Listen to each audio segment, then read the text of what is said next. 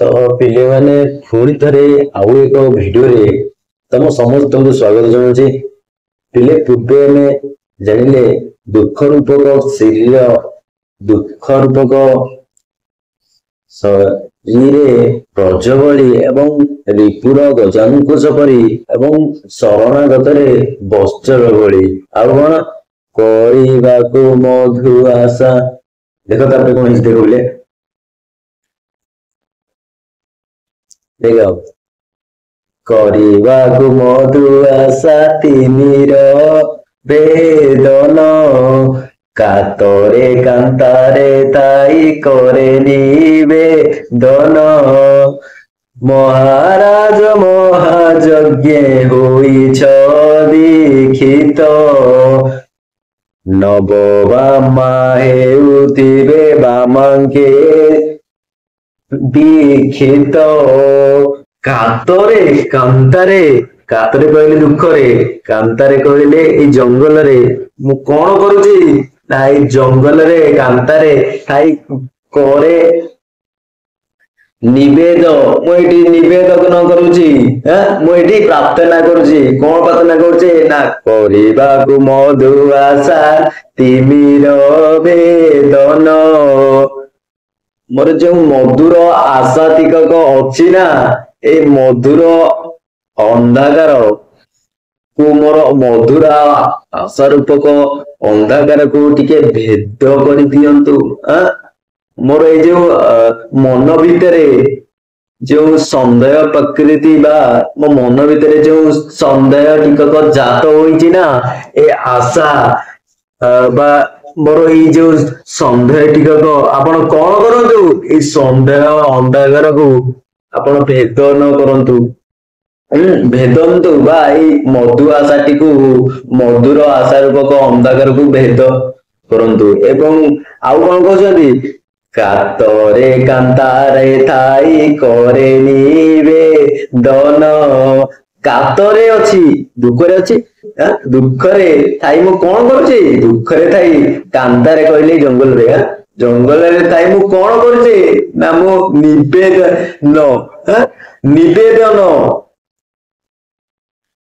ବା ପ୍ରାର୍ଥନା କରୁଛି ମହାରାଜ ମହାଯଜ୍ଞେ ହୋଇଛ ଦୀକ୍ଷିତ ନବ ବାମା ହେଉଥିବ ବାମାଙ୍କେ ଦୀକ୍ଷିତ ଏଠି କହୁଛନ୍ତି ମହାରାଜା ହେ ମର୍ଯ୍ୟାଦା ପୁରୁଷୋତ୍ତମ ରାମଚନ୍ଦ୍ର ହେ ମହାରାଜା ମହାଯଜ୍ଞରେ ଆଜିର ଏଇ ଯୋଉ ଅଶ୍ୱମେଧ ଯଜ୍ଞରେ କଣ ହେଇଛି ଆପଣ ଦୀକ୍ଷିତ ହୋଇଛ ଦୀକ୍ଷିତ କହିଲେ ଆପଣ କଣ କରିଛ ନା ଯଜ୍ଞ ପାଇଁ ଇଚ୍ଛା କରିଛ ଦୀକ୍ଷିତ କହିଲେ ଦୀକ୍ଷା ନେବା ନୁହେଁ ଯଜ୍ଞ ପାଇଁ ଇଚ୍ଛା କରିଛ ମହାରାଜା ମହାଯଜ୍ଞ ପାଇଁ ଆପଣ ଯେ ଆଜି ଇଚ୍ଛା କରିଛନ୍ତି ତାହେଲେ ଇଚ୍ଛା କଲେ କଣ ହେଉଥିବ ନବ ବାମା ନୂଆ ସ୍ତ୍ରୀ ନବ ବିବାହିତା ବାମା କହିଲେ ପତ୍ନୀ ଆମେ ସମସ୍ତେ ଜାଣିଛେ ନବ ପତ୍ନୀ କହିଲେ ନୂଆ ପତ୍ନୀ କଣ ହେଉଥିବ ଆପଣଙ୍କ ବାମାଙ୍କେ କହିଲେ ବାମ ପଟରେ ବା ପାର୍ଶ୍ଵରେ ବା ବାମ କୋଳରେ ଦୀକ୍ଷିତ ହେଉଥିବ ବୁଝିପାରିଲା ମାନେ ସ୍ୱଭାବ ହଉଥିବ ତାହେଲେ ଏଇ ହେ ପ୍ରଭୁ ରାମଚନ୍ଦ୍ର ନୂଆ ବୋହୂ ଆପଣ ବାହାଇଥିବେ ନା ବିବାହ କରିଥିବେ ନା ଏଇ ଯୋଉ ନୂଆ ବୋହୂଟି ଆପଣଙ୍କର ବାମ ବର୍ଷରେ ସ୍ୱଭାବ ହଉଥିବ ଏବଂ ଆପଣ ମହାଯଜ୍ଞ ପାଇଁ ଇଚ୍ଛା କରିଛନ୍ତି ତେଣୁ ଏଇ କାତରେ ମୁଁ ଦୁଃଖରେ ଏଇ ନଦୀ ଜଙ୍ଗଲରେ ଥାଇ ଆପଣଙ୍କୁ ନିବେଦନ କରୁଛି ମୋର ଏଇ ମଧୁର ଆଶା ଦିଗକୁ ମୋର ଏଇ ଯୋଉ ମଧୁର ଆଶା ରୂପକ ଅନ୍ଧାକାରକୁ ଟିକେ ଭେଦନ କରନ୍ତୁ ମୋ ମନ ଭିତରେ ଯୋଉ ଅନ୍ଧାକାର ସନ୍ଦେହ ଜାତ ହୋଇଛି ତାକୁ ଟିକେ ଭେଦନ କରନ୍ତୁ ଏ ମଧୁର ଆଶା ରୂପକ ଅନ୍ଧାକାରକୁ ଟିକେ ଭେଦ କରନ୍ତୁ ଏବଂ ଆଉ କଣ ହେଇଛି ମୁଗ୍ଧ ବଧୁ ମୁଗ୍ଧ ହେବ ବୋଲି ସଦ୍ଗୁଣ ବଢି ଯାଉଥିବ ତୁମ୍ବ ସକଳ ସଦ୍ଗୁଣ ଆଚରିତ ମହାଯଜ୍ଞେ କରିବ ପ୍ରଦାନ ଅଶେଷ ରତନ ଦନ କ୍ଷମ ବସ୍ତ୍ର ମାନ ମୁଗ୍ଧ ବଧୁ ମୁଗ୍ଧ ବଧୁ ଯୋଉ ନୂଆ ବାମାଟି ଯୋଉ ନବବାମାଟି ବାମାଙ୍କେ ଶୋଭିତ ହୋଇଛି, ବାମାଙ୍କେ ଦୀକ୍ଷିତ ହୋଇଛି, ସେ ମୁଗ୍ଧ ବୋଧ ଅଟେ। ସେ ଆପଣଙ୍କର ମୁଗ୍ଧ କହିଲେ କଣ? ମୁଗ୍ଧ କହିଲେ ଆନନ୍ଦିତ, ବା ଆମେ ଯଦି କହିବା ବା ରାମଚନ୍ଦ୍ରଙ୍କର ବ୍ୟକ୍ତିତ୍ୱରେ ମୁଗ୍ଧ ହୋଇ ଯାଇଥିବ।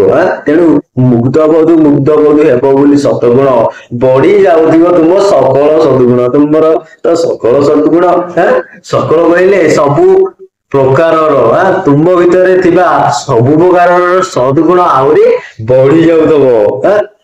ତେଣୁ ମୁଗ୍ଧଟି ଆପଣଙ୍କର ଗୁଣରେ ମୁଗ୍ଧ ହେବା ପାଇଁ ଆପଣଙ୍କର ସଦ୍ଗୁଣ ବଢି ଯାଉଥିବ। ସକଳ ସଦ୍ଗୁଣ ଆପଣଙ୍କର, ସକଳ ସଦ୍ଗୁଣ ସବୁ ସତଗୁଣ ସଦ୍ଗୁଣ ସତଗୁଣା ବଢି ଯାଉଥିବ। 100 ଗୁଣରେ ନା ଆପଣଙ୍କର ସଦ୍ଗୁଣ ବଢି ଯାଉଥିବ ଏବଂ ଆପଣ ବଢାଉଥିବେ ନୂଆ ସ୍ତ୍ରୀଟି ମୁଗ୍ଧ ହେବା ପାଇଁ।